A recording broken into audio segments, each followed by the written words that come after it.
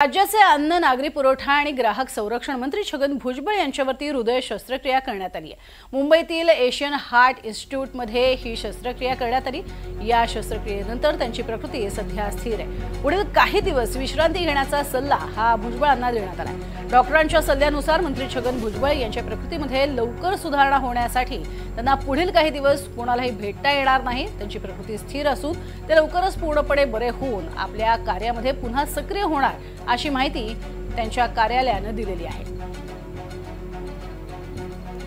मंत्री छगन भुजबळ यांच्यावरती हृदय शस्त्रक्रिया पार पडलेली आहे आणि पुढील काही दिवस त्यांना विश्रांती घेण्याचा सल्ला सुद्धा देण्यात आलेला आहे।